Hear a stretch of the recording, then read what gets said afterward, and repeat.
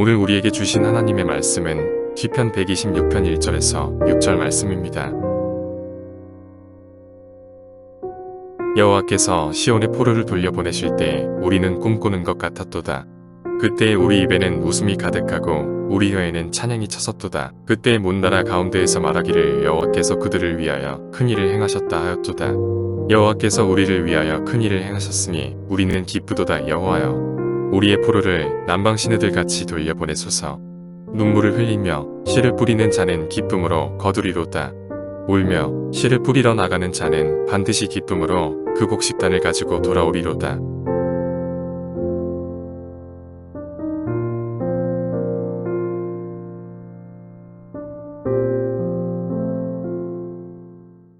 자, 오늘 우리가 맥주 감사 주일을 맞이했습니다. 제가 아침에 우리 지온이 만났는데 지온이가 저를 안기면서 하는 말이 목사님 오늘 맥주 감사 주일이지요 이러더라고요. 여러분 맥주, 소주 그거 아닙니다. 맥주입니다. 보리를 추수한다라는 뜻이에요. 상반기 동안 함께 하신 은혜를 기억해 보자라는 것이 맥주 감사 절기입니다. 우리는 지난 시간에 하나님의 절기의 특징 세 가지를 보았어요. 빈손으로 오지 말라, 하나님의 손을 기억해 다오, 그리고 남겨두지 말아라. 너의 인생에 있는 것들을 남겨두지 말고 너의 삶에서 사람들과 나누어 주고 가족들과 성도들과 나누어 주어라. 그리고 마지막 세 번째가 어미의 처제 아가를 삼지 말아라. 그래서 너가 원하는 대로 살지 말고 하나님의 창조 질서 앞에 순종하면서 살아라. 이것이 하나님의 절기다라고 우리가 살펴보았어요. 여러분 지난 한 주간 동안 하나님의 절기를 기억하며 산 줄로 믿습니다. 자, 오늘은 이제 시편 126편 말씀 가지고 여러분과 말씀을 나누려고 하는데, 시편 126편 말씀은 이스라엘 백성들이 BC 586년 바벨론이라고 하는 대제국에 의하여서 예루살렘 성이 함락당하고 예루살렘 성에 살던 사람들이 바벨론까지, 예루살렘에서 바벨론 시티까지가 약 육로로 1200km 정도 되는데 이 1200km 정도를 노예처럼 끌려서 갔습니다. 그리고 그곳에서 정말 버려진 헌 신발처럼 구겨지고 괴롭고 슬픈 인생을 살다가 하나님의 약속대로 70년 만에 다시 예루살렘 성에 돌아오게 되었어요. 그래서 돌아온 예루살렘 성에서 돌아온 자들이 성전에 올라가면서 부른 노래가 우리가 함께 읽은 시편 126편 말씀입니다. 그리고 우리가 함께 읽은 이 시편 126편 말씀을 우리가 가만히 생각해 보면 이 말씀 안에는, 이 노래 가운데는 세 개의 특징적인 단어가 등장한다는 것을 알 수 있습니다. 2절에 보시면 여러분, 그때 우리 입에는 무엇이 가득했다고요? 웃음이 가득했다. 3절 말씀 보시면 여호와께서 우리를 위하여 큰 일을 행하셨으니 우리는 기쁘다라는 표현이 나오고요. 5절에 보시면 무엇을 흘립니까? 눈물을 흘린다. 6절에 보면 무엇하면서 씨를 뿌립니까? 울면서. 자, 그래서 시편 126편의 이 노래의 가사를 들여다보면 세 개의 감정적인 표현, 웃음과 기쁨과 눈물이라고 하는 이 표현들이 등장합니다. 공통적으로 이 세 개의 단어는 모두 다 인간이 느끼는 감정의 상태, 감정의 표현할 때 사용하는 단어들이죠. 왜 시편 126편이 이렇게 인간들의 감정을 다루고 있는가? 여러분, 하나님께서는 창조 이후로부터 하나님의 일을 멈춘 적이 없으시고 하나님께서는 항상 하나님 자녀들을 돌보고 이끌어 주시고 사랑해 주셨고 함께하고 있는 줄로 우리는 믿습니다. 그런데 문제는 이 하나님의 은혜와 사랑 앞에 우리 인간들은 적절한 반응을 보이지 못하면서 살고 있다는 거죠. 여러분, 제가 군 생활할 때 제일 행복할 때가 언제였느냐 하면 추운 겨울에 너무 추웠는데 아침에 해가 뜨잖아요. 그 평상시에 여러분 사는 동안에 이 햇볕에 대한 소중함을 못 느끼다가 너무 추울 때 찾아오는 그 따뜻한 햇볕 한 점, 얼어붙었던 발끝이 서서히 녹는 그 느낌.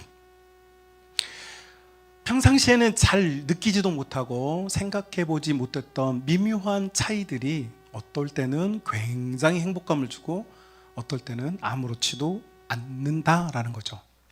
그런데 시편 126편의 노래는 우리에게 어쩌면 고갈돼 버린 우리 감정, 그렇죠?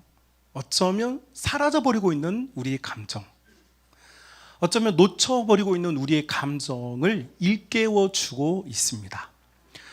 여러분, 여러분이 힘들어서 누군가의 어떤 이야기를 했는데 그 사람이 적절한 반응을 보이지 않으면 여러분 그 말을 한 사람은 감정적으로 어떻습니까? 소위 우리가 하는 말로 이제 서운하다라는 감정이 들죠. 왜 그럴까요? 사실은 그 사람이 나에게 어떤 나쁜 일을 한 것이라든지 그 사람이 내 삶에 일어난 일을 계획한 것도 아닌데도 불구하고 오히려 우리는 일어난 일 때문에 힘든 게 아니라 내 말에 공감해 주지 못하는 사람 때문에 오히려 서운함을 느낀다라고 하는 감정과의 변화를 경험해요. 이상하죠? 우리 인간의 내면은 굉장히 복잡합니다. 우리 감정은 굉장히 복잡하죠. 방금 전까지 사랑의 대화를 나누었다가 정말 싫어하는 한마디의 단어가 등장하면 갑자기 감정이 돌변하면서 다투고 싸우고 돌아서서 가버리는 이런 일들을 많이 보게 됩니다. 제가 청소년 사역, 대학생 사역을 너무 오래 해가지고 19년 정도 했는데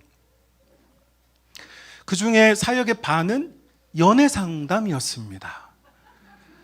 여러분, 우리 인생의 믿음 생활만큼 소중한 게 뭐냐면 바로 이 연애입니다.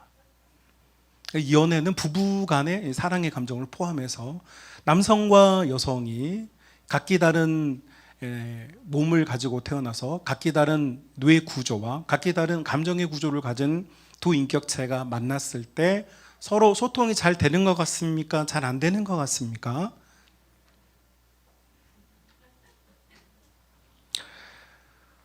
오죽했으면 여러분 베스트셀러가 되었던 책 중에 금성에서 온 남자, 화성에서 온 여자라는 책이 있었겠어요. 그만큼 소통이 잘 안 된다는 거죠. 우리에게 일어나는 일상의 어려움보다 우리가 더 크게 어려움을 겪는 것은 우리의 감정들이 지금 온전하고 또 정상적으로 작동되지 않고 있는 것. 자, 그래서 여러분 예루살렘으로 돌아왔던 이 유대인이라고 하는 이 사람들이 여러분 하나님께서 우리를 바벨론에서 해방시켜 주셨습니다. 여러분 우리가 불가능한 일이 가능하게 됐습니다. 막 이런 어떤 역사적이고 뭔가 서사적인 이런 내러티브를 막 하나님 너무 감사합니다. 완전 땡큐 베리 밀칩니다. 막 이렇게 하지 않고 성전에 올라가면서 부르는 이 백성들의 노래는 하나님의 위대함에 대한 이야기가 아니라 성도들의 감정과 마음에 대한 이야기를 하고 있다는 거예요.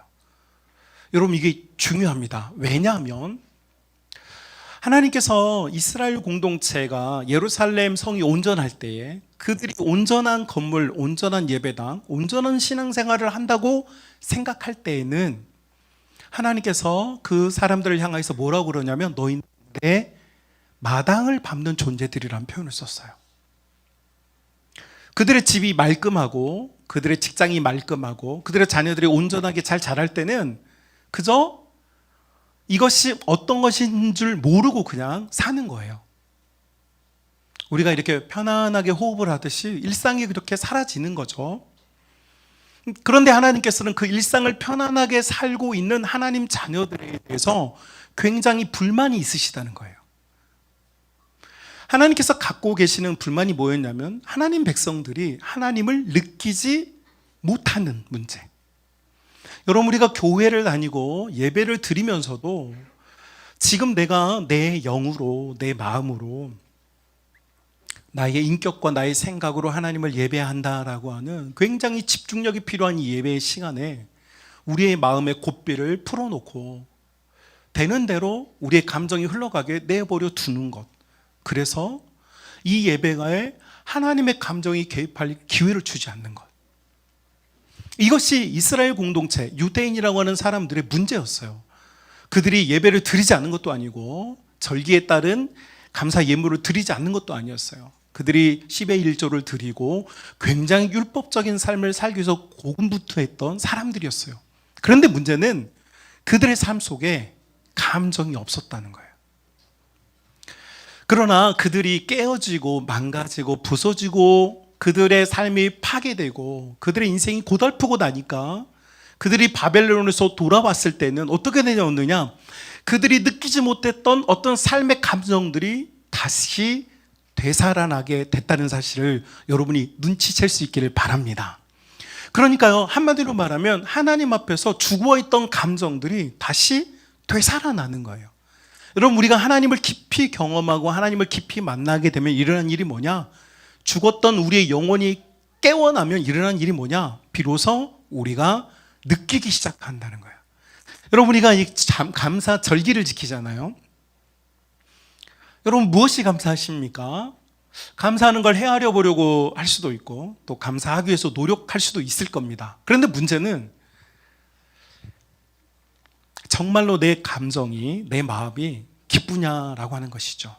자, 제가 아주 재미있는 이야기를 하나 들었는데요. 저희 교회 어떤 집사님이 우연히 이렇게 요새 이렇게 뱅글뱅글 돌아가면서 이렇게 돈을 주는 그런 종이가 있다면서요.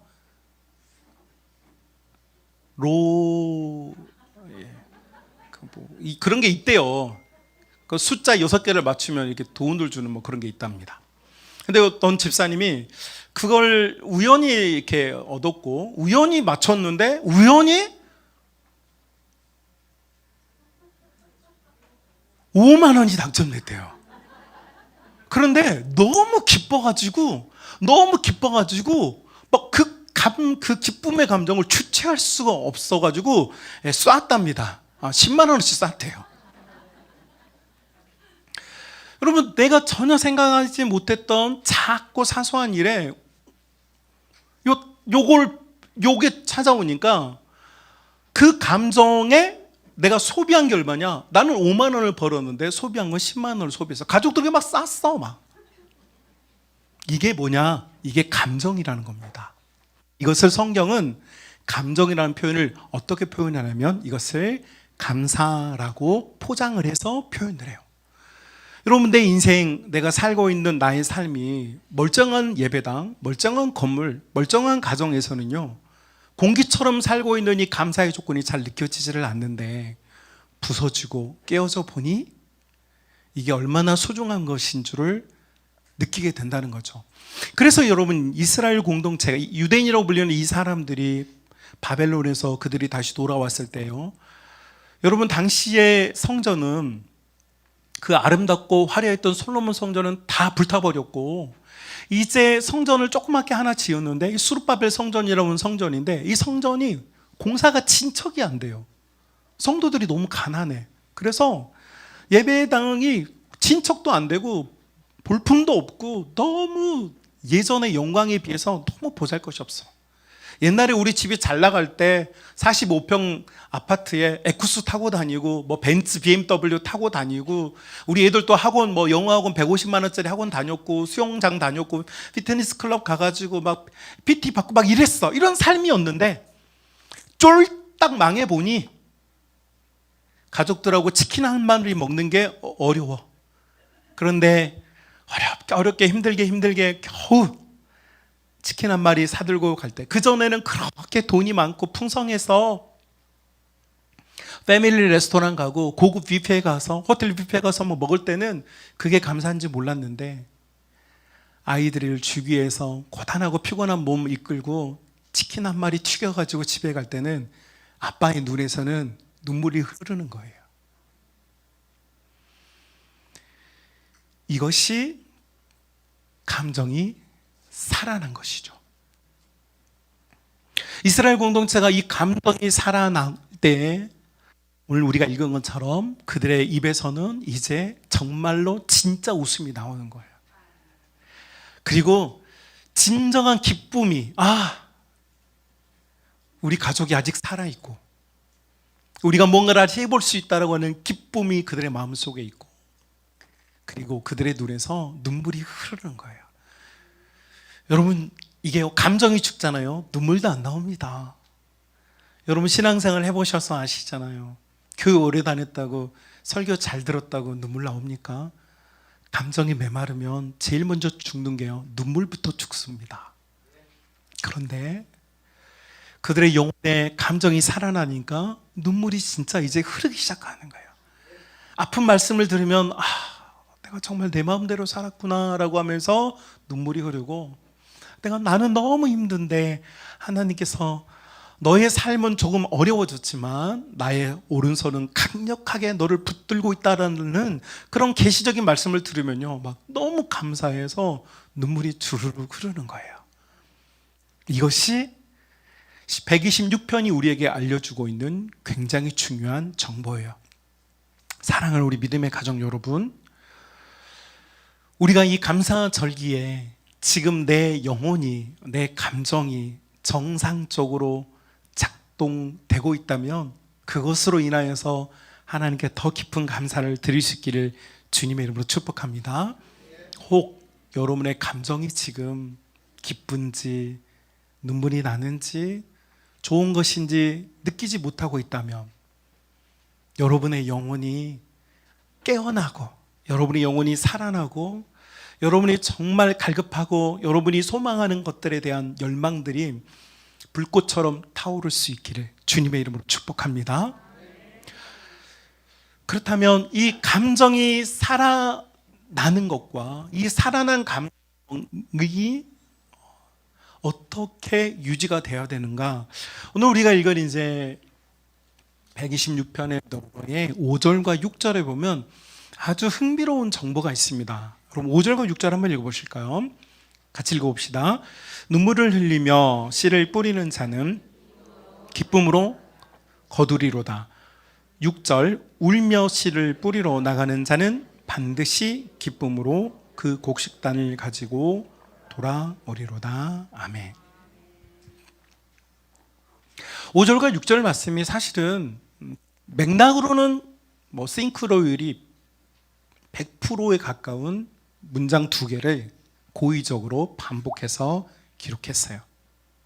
그러면서 5절과 6절에 눈물과 울며라고 하는 감정의 표현을 넣어 놓았습니다. 흥미로운 점은 씨를 뿌리는 자는 거두게 되고 씨를 뿌리는 자는 반드시 거두게 될 것이다 라고 다시 한번 강조해 주고 있어요. 여기서 우리가 오늘 붙잡고 싶은 게 무엇이냐? 여러분, 우리의 감정이 순화가 일어나고 우리의 감정이 하나님의 은혜로 터치를 받아서 정상적으로 움직이기 시작할 때 우리가 해야 될 것이 있다는 거예요. 그게 뭐냐? 바로 씨를 뿌려야 된다는 것입니다. 성경은 창세기부터 요한계시록까지 일관적인 메시지를 전하는데 이 씨에 대한 이야기를 하죠. 이 씨드라고 불리는 이 씨는 항상 예수님을 상징합니다. 너의 영혼에, 너의 삶에, 너의 믿음 생활에 있는 것이죠. 여러분, 우리의 삶 속에는 다양한 문제들이 있어요. 울 수밖에 없는 여러 가지 다양한 문제들이 있습니다. 그리고 특별히 우리의 상황이나 우리의 세대를 보면 울고 싶은 사람들이 참 많아요. 다양한 연령대에서 다양한 고통을 호소하고 있는데요. 베이비 부모 세대들, 이제 60대, 70대 되시는 분들, 이 베이비 부모 세대들은 자신들의 노후 때문에 지금 잠이 오지를 않고, 젊은이 세대들은 인플레이션 경제와 앞으로 자신의 삶이 어떻게 될지에 대한, 우리 가정을 어떻게 이끌어야 될지에 대한 고민들, 젊은 청년들은 지금 구직난과 결혼에 대한 갈등이나 사회적인 어려움 때문에 고민하는 것들, 청소년들은 자기의 진로를 어떻게 해야 될지, 또 초등학생들은 공부 공부. 그래서 울고 있죠. 모든 세대의 사람들이 다 울고 있고 특별히 교회도 울고 있어요. 교회가 성장하지 않아서, 교회가 부흥하지 않아서, 교회가 내면적으로 갈등을 겪고 있어서, 교회가 어려워서, 교회가 힘들어서 다 울고 있어요. 움츠려 들고 울고 있죠. 이때에 우리 믿음의 선배들은 시편 126편을 노래 부르면서 여러분이 지금 울고 있는 것에 대해서 그것 가지고 낙심할 필요가 없다라고 우리에게 권면해요. 여러분, 울음이 난다라고 하는 것, 눈물을 흘린다라고 하는 것은요, 지금 우리가 어떤 정서적인 변화를 겪고 있다라고 하는 의미예요. 제가 중학교 2학년 때 수련회를 갔는데 저희 수련회 이렇게 목사님, 강사 목사님 오셔서 말씀을 전하셨는데 말씀의 핵심이 뭐였냐면 너는 죄인이다라는 메시지였어요. 청소년 아이들에게 너는 죄인이다라고 이렇게 설교를 아주 그냥 그때 1시간 반 정도 넌 죄인이야 라고 하는 이야기를 계속해서 하시는데 그날 밤에 애들이 다 자더라고요. 왜냐하면 관심이 없어요. 지금 죄는, 아니 중학생 이제 뭐 14살 15살짜리 아이들이 도대체 사회적으로 무슨 큰 죄를 지었겠어요, 그죠? 뭐 좀 죄를 졌다면 뭐 이렇게 뭐 어른들이 생각하기엔 별것도 아닌 시시한 것들을 뭐 지었겠죠. 그런데 그 목사님이 우리가 죄인인 것에 대해서 넌 죄인이라는 것을 되게 계속해서 설교를 하셨는데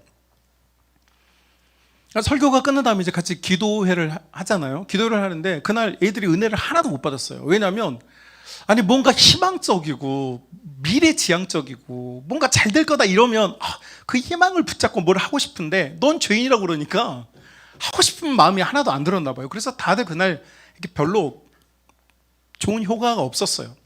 그런데 저는요, 그날 넌 죄인이라고 하는 말이 그렇게 가슴이 아프더라고요.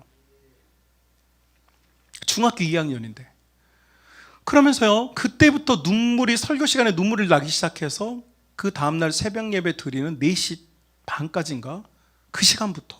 그러니까 한 7시간, 8시간을 계속 울고 있었어요. 근데 제가 인위적으로 어떤 뭔가 슬픈 일을 떠올리거나 제가 정말 나쁜 짓을 한 것에 대해서 뭐 생각하면서 복귀하면서 나오는 눈물이 아니라 정말 제 영혼 깊은 곳에서 내가 하나님을 만날 수 없는 죄인이었구나라고 하는 인지, 그게 깨달아지니까 그때부터 눈물이 막 나오는 거예요. 제 정서와 제 내면 안에 변화가 일어나는 거죠. 그 변화가 일어나는 과정 속에 나오는 화학적 결과물이 바로 눈물이었어요. 그러니까 눈물이라고 하는 것은요, 이미 정서적으로나 영적으로 어떤 변화가 일어날 때 나오는 현상입니다. 이스라엘 공동체가 지금 이 시편의 노래를 부르고 있는 믿음의 선배들이, 여러분 그 예루살렘 보잘것없는 다 파괴되고 불타버렸던 그 예루살렘 성을 올라가면서 울어요. 울면서 하는 말이 야 얘들아 나 눈물이 나. 그런데 있잖아, 우리가 나는 이 눈물은 아무 가치 없고 너무 절망적이어서 너무 힘들어서 그래서 나오는 눈물이 아니고 뭔가 우리 속에 벅차오르는 어떤 감동과 감정이 있는데 내가 그것 때문에 눈물이 나는 거야 라고 이야기하죠. 그리고 그 벅차오르는 감동의 핵심이 뭐였느냐, 바로 우리가 지금 눈물을 흘리는 것은 우리 자신과 우리 영혼과 우리 가정과 우리 교회에 하나님께서 계속 예수 그리스도라고 하는 구원의 주체자를 계속해서 끌어안고 예수 그리스도를 우리가 가슴에 안고 우리의 삶에 안고 우리 가정에 안고 우리 교회에 안고 살아야 한다라고 하는 아주 당연하고도 아주 정상적이면서도 아주 강력한 그 메시지를 우리에게 호소하고 있다는 것입니다. 여러분, 이미 인생에서 너무 큰 아픔을 겪었던 믿음의 선배들이 그 과정을 통과하면서 불렀던 노래, 여러분 지금 우십시오. 하지만 울면서 씨를 뿌리십시오. 여러분이 그 씨를 뿌린다면 여러분은 반드시 울면서 뿌렸던 그 씨앗으로 말미암아 여러분은 분명한 열매를 얻게 될 것입니다. 우리 감정과 우리 영혼에 일어나고 있는 어떤 변화들 속에 이미 만약 우리가 예수 그리스도를 붙잡고 의지하고 나아갈 때 우리 속에서 이미 그 눈물과 뒤섞여 있는 예수 그리스도라는 씨앗과 우리의 눈물이 결합되면서 일어나는 놀라운 생명적인 일들이 나타나게 될 줄로 믿습니다. 여러분, 씨앗은 있잖아요. 물이 있지 않으면 발화가 되지 않습니다. 저도 어렸을 때 과학 시간에 조그마한 이 샤를렛에다가 소음에다 물 얹어 놓고 강낭콩 하나 딱 심어 놓고 과학 시간에 매주마다 관찰하면 거기 소음에다가 물을 수분으로 공급해 주면 그 강낭콩이 드디어 발화가 되고 싹이 나서 콩이 자라는 걸 볼 수 있어요. 만약에 이 콩에게 수분이 공급되지 않으면 이 씨앗은 아무런 일이 나타나지 않습니다. 예수 그리스도라고 하는 씨앗에 우리가 결심하고 결단하고 울고 있는 그 눈물의 수분이 결합해서 놀라운 열매가 나타나는 것입니다. 사랑하는 우리 믿음의 가족 여러분, 우리는 막연하게 앉아서 언젠간 잘 될 거야 라고 말하는 것은 결코 믿음의 일이 아닙니다. 여러분, 우리가 정말로 하나님께서 기뻐하시는 일, 기뻐하시는 삶, 기뻐하시는 인생 가운데 나아간다고 하는 것은 여러분, 지금 우리가 울면서 씨앗을 뿌려야 합니다. 여러분, 혹시 들어보셨는지 모르겠는데 소설 오두막이라고 하는 혹시 책을 보신 적 있습니까? 윌리엄 폴 영이라고 하는 분이 2008년에 글을 써서 발간이 됐고, 이 책이 전 세계 베스트셀러 100권 안에 진입하는 게 1년도 안 걸렸어요. 이 책이 많은 사람들에게 관심을 받았고 많은 사람들에게 영적인 치유를 해준 책인데, 이 책의 저자였던 윌리엄 폴 영이라고 하는 이 분은 부모님이 선교사하셨어요. 뉴기니라고 하는 태평양에 있는 작은 섬에 선교사였던 부모님과 함께 그곳에 갔고, 어렸을 때 그곳에서부터 그 원주민들로부터 몹쓸지를 당했어요. 이 사람이 캐나다 사람인데 이분이 이제 돌아와서 그 상처를 가슴에 안고 살다가 6남매의 아빠가 됐는데, 이분의 직장이 영 신통치가 않아가지고 이 회사가 이제 문을 닫게 될 지경까지 이르게 되었어요. 그러니까 인생으로 말하면 굉장히 이제 힘들고 직장도 별로고 아이들 부양할 힘도 없고 이런 상황에 이 폴 영이라고 하는 이분이 6 아이에게 줄 크리스마스 선물로 줄 돈이 없는 거예요. 선물을 사주고 싶은데 돈이 없어서 이 아빠가 아이들을 위해서 작은 글을 썼습니다. 크리스마스 선물로 글을 쓴 거죠. 그리고 이것을 책으로 본인이 묶어가지고 아이들에게 크리스마스 선물이라고 준 책이 바로 오두막이라고 하는 책이에요. 그리고 이 책은 많은 사람들에게 관심을 받았고 인류 역사의 베스트셀러 100권 안에 지금 진입을 한 책이 되었어요. 전 세계 46개국 언어로 번역이 되었고 팔려나간 부수만 약 2,500만 부 정도 팔렸어요. 엄청난 라이팅 파워죠. 그런데 여러분, 이 정말 어렵고 지겹고 눈물 나는 삶을 살아갔던 이 폴 영이라고 하는 분이 아이들을 위해서 지은 이 책은 소설책입니다. 그런데 이 책 안에 들어가 보면 폴 영 자신과 비슷한 이야기가 들어있어요. 이 이야기의 주인공은 어떤 아빠인데 자녀들과 함께 캠핑장에 갔고 큰 아이가 물에 빠졌어요. 그 아이를 구하는 동안에 막내 딸 아이가 그 캠핑장에서 사라져 버립니다.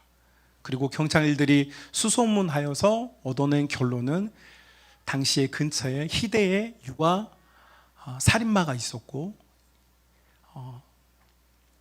아이의 사체는 발견되지 않았지만 어떤 오두막에 그 아이의 피 묻은 옷이 발견되어집니다. 비극적인 상황을 맞이하게 된 거죠.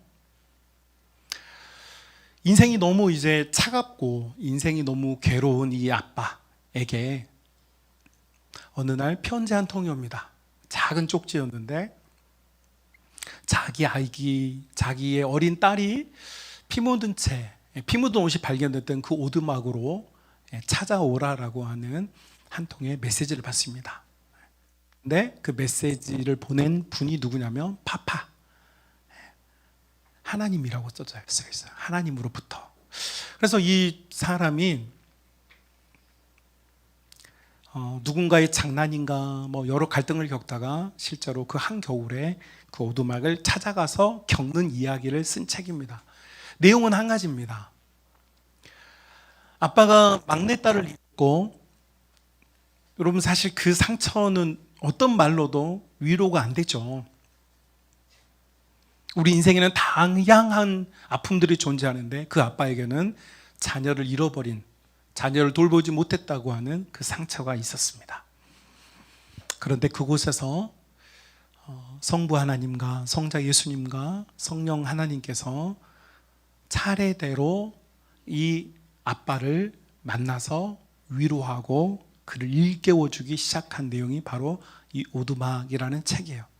작고 자기 아기가 상처받은 그 오두막에서 하나님의 치유가 일어나는 거죠. 사랑하는 우리 믿음의 가족 여러분, 지금 내가 좀 어려워요. 내가 지금 내가 원하는 대로 잘 안 됐어요. 내가 꿈꿨던 인생이 펼쳐지지 못했어요. 그래서 누구든지 아픔을 겪어요. 누구든지 괴로움을 겪죠. 제가 목동에서 사역했던 교회는 10,000명 교회였습니다. 출석교인이 10,000명인 교회, 엄청난 대형 교회였고, 정말 저는 그곳에서 그렇게 중요한 여러 가지를 많이 배웠습니다. 그런데 제가 9년 사역하고 나서 그 멋지고 아름다웠던 교회가 문제가 생겨서 분열이 됐고, 목사님들이 개척을 해서 교회가 원래 있던 교회 말고 부목사님들이 개척하고 막 다 흩어져서 교회가 6개가 됐고, 지금 그 어려움에 빠졌던 교회는 지금도 어려움에서 벗어나지 못하고 있어요. 그 상처가 있습니다. 너무 사랑했던 교회, 너무 사랑했던 사람들이 갈라지고 다투고, 그렇게 아름다운 모습으로 찬양 드리고 예배를 인도했던 인도자 집사님들이 입에서 욕설이 나오고 주먹 다짐을 하는 모습을 보면서 저는 지상교회에 대한 이거를 완전히 잃어버렸어요. 여러분, 인간만큼 악한 존재가 없습니다. 머리 검은 짐승만큼 거두기 싫은 존재들이 없어요. 많은 애정을 가지고 사랑을 쏟아부어도 한 번의 하나가 관계를 파괴하는 게 우리 인간입니다. 교회에서는 그런 일들이 비일비재하죠. 그렇게 가깝게 지냈는데 서운한 말 한마디에 관계가 다 깨져버려요. 우리 큰아이가 태어났을 때 저는 원래 아기들이 태어나면 천사처럼 하얗고 깨끗하고 방긋방긋하고 그런 줄 알았는데, 저희 아기가 태어났다고 간호사가 아이를 딱 보여줬는데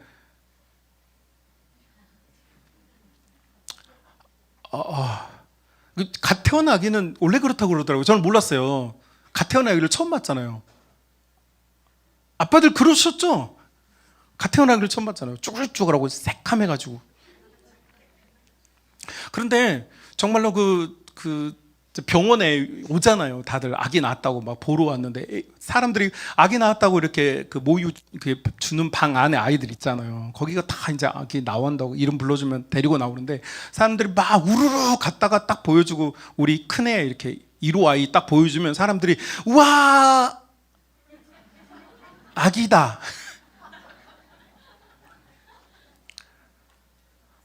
아니 보통 예쁘다, 엄마 닮았네, 아빠 닮았네 이러잖아요. 근데 저희 1호는 딱 꺼내놓으니까 사람들이 우와 아기다, 할 말이 없는 거죠. 저도 처음에는 번지수가 배달이 잘못된 게 아닌가. 그런데 3일만 지나니까 인간의 모습이 되더라고요. 지금은 이 세상에서 가장 사랑하는 제 자녀가 됐어요. 인생에서 여러분, 우리는 정말로 황당하거나 내가 받아들일 수 없는 일들이 너무 많은 일들이 일어나요. 그것이 경제적인 문제일 수도 있고 정서적인 문제일 수도 있고 혹은 내 건강상의 문제일 수도 있고요. 많은 어려움들이 일어나요. 그런데 여러분, 그럴 때에 우리 믿음의 선배들이 불렀던 이 노래를 우리 함께 부를 수 있기를 주님의 이름으로 축복합니다.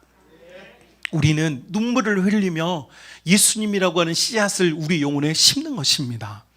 예수님께서는 우리를 어루만져 주시고 우리를 새롭게 하여 주시며 우리를 이끌어 주시는 힘과 능력으로 우리를 보듬어 주실 줄로 믿습니다. 우리의 속사람은 우리 이 육체의 이 유기물 덩어리는, 이 흙덩어리는 우리의 호흡이 끝나면 그 순간부터 부패합니다. 이거 아무것도 아니에요. 우리의 진짜 모습은 보이지 않는 영혼에 있고 그 영혼은 감정을 가지고 있어요. 우리가 하나님 안에서 진정한 웃음, 진정한 눈물, 진정한 기쁨을 누릴 수 있는 유일한 길은 우리 주 예수님을 붙잡고 예수님 속에 머물며 예수님을 끝까지 의지할 때에 여러분 놀랍고 귀한 일들이 나타나게 될 것입니다. 포룡 목사님이 자기 6 아이를 위해서 선물을 사릴 수 없는 형편 속에서도 아이들을 위하여 지어낸 이야기 하나가 그의 모든 삶을 뒤바꿔 놓은 것처럼 지금 여러분이 지금 울 수 있다면, 지금 우리가 여전히 예수님을 붙잡고 있다면 여러분 우리 인생은 분명한 대반전이 일어날 것이고요. 여러분 너무 우울하고 너무 지쳐있고 너무 드롭다운 되어 있는 여러분의 삶 속에 생명력 있는 예수님의 역사가 여러분을 분명하게 일으켜 세울 줄로 믿습니다. 그래서 여러분 많이 우시기를 바랍니다. 많이 울면서 여러분 예수님을 끌어안기를 주님의 이름으로 축복합니다. 그래서 여러분의 삶과 인생에 이제는 어제와 다른 오늘과 다른 내일의 역사가 드러나고 펼쳐나는 그런 믿음의 성도들, 은혜의 성도들 다 될 수 있기를 주님의 이름으로 축복합니다.